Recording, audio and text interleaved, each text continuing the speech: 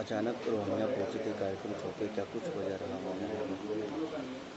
देखिए, मैं पेपर पढ़ रही थी और यहाँ कुछ चर्चा भी ऐसी हो रही थी क्योंकि आज हमारे यहाँ प्रोग्राम है रानी अहिल्याबाई जी के यहाँ सारे चल रहे, तो उस प्रोग्राम के तहत मैं यहाँ बनारस आई हुई थी। तो जब मैंने पेपर पढ़ा तो मुझे लगा कि इसकी जानकारी लेना चाहिए। जब जानकारी ली तो पता चला कि रात में किसी बच्ची के साथ, जो नाबालिग लड़की थी, उसके साथ गैंग रेप को अंजाम दिया गया।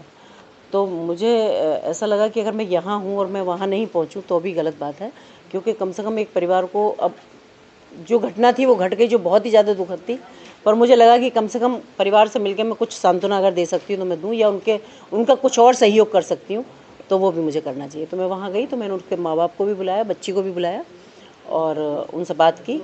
वहाँ जाके तो देखा कि थी बच्ची वहाँ, सब जो भी हमारी जो सरकारी सुविधाएं हैं उन सारे, जैसे समाज कल्याण विभाग से हमारे बहुत सारी योजनाएं जो हमारे माननीय प्रधानमंत्री जी ने, माननीय मुख्यमंत्री जी ने, सब उनके कोषों से दी जा सकती हैं, तो उसका सब वहाँ प्राविधान उनका कराया। मैम, ऑटो और ओला वगैरह के लिए आपने गाइडलाइन भी जारी किया है। जिस तरीके से महिलाओं के साथ अपराध बढ़ता हुआ जा रहा है, वाराणसी की बात करें तो वाराणसी में पिछले दिनों भी गैंग रेप की घटना घटी थी, जिसमें प्रधानमंत्री ने खुद संज्ञान लिया था। क्या कुछ गाइडलाइन जारी किया गया है, किस तरीके का है? देखिए, मैंने क्या हुआ कि ये परसों एक गाइडलाइन जारी की थी, जिसमें मैंने ये कहा था कि जितने भी ओला, उबर टाइप, या जो टैक्सी हैं, या ये ऑटो हैं, ये ई रिक्शा है, ये इन सब में जो ड्राइवर सीट होती है उसके पीछे ड्राइवर का नाम, ड्राइवर का नंबर और उनकी कोई ना कोई आइडेंटिटी वहाँ होना चाहिए।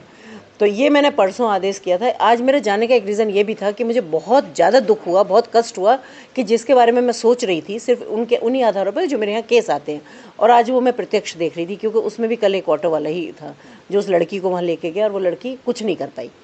तो इसके लिए हमने जिलाधिकारियों को ये सब, आज हमारे यहाँ से पत्र चला गया है सारे, आपको सूचना अधिकारियों को भी गया है, जिससे आपको प्रेस विज्ञप्ति वहाँ से मिल जाएगी सारी जगह से।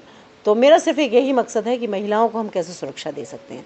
तो इसमें और भी 2-4 चीज़ें थी, जैसे था कि जैसे ड्राइविंग लाइसेंस है तो महिलाओं को कम इशू होते हैं, जबकि पुरुष ही ज़्यादा रहते हैं। एक आध कोई 1% भी नहीं, या 0.1% कहीं कोई महिला होगी।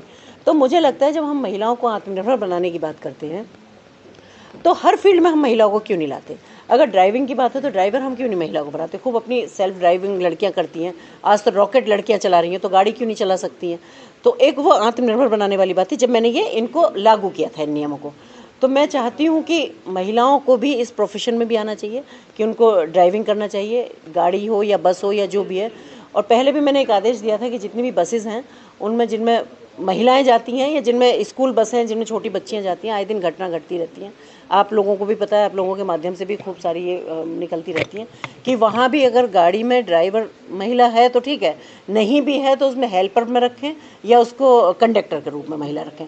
लेकिन हर बस में जिसमें महिला चलती हैं या छोटे बच्चे स्कूल जाते हैं उनमें ज़रूर महिला वहाँ होनी चाहिए।